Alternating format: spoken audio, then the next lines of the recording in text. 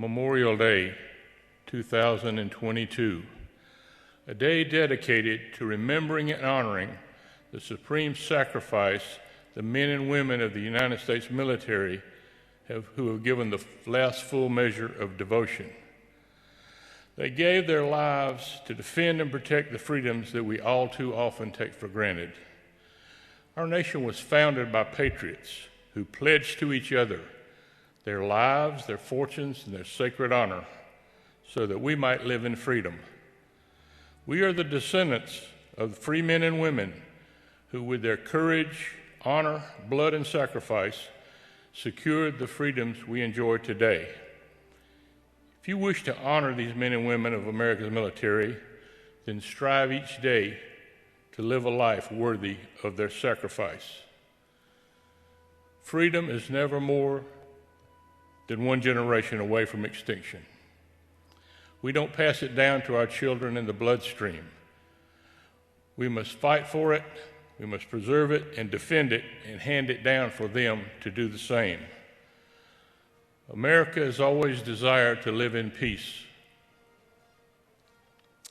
We will strive for peace, we will work for it, we will negotiate for it, but we will never surrender for it. We are Americans. If we look to the answer as to why for so many years we achieved so much, prospered as no other people on earth, it was because here in this land we unleashed the energy and individual genius of man to a greater extent than has ever been done before. Freedom and the dignity of the individual have been more available and assured here than in any other place on earth. The price for this freedom at times has been high, but we have never been unwilling to pay that price. Those who say that we're in a time when there are no heroes, they just don't know where to look. The sloping hills of Arlington National Cemetery, with its row upon row of simple white markers bearing crosses or stars of David, they add up to only a tiny fraction of the price that has been paid for our freedom.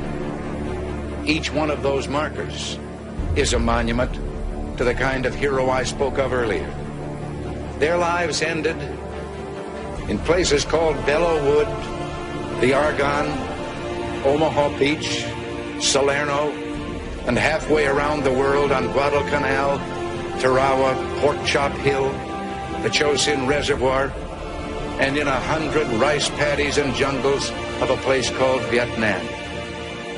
Under one such marker lies a young man, Martin Treptow, who left his job in a small-town barber shop in 1917 to go to France with the famed Rainbow Division.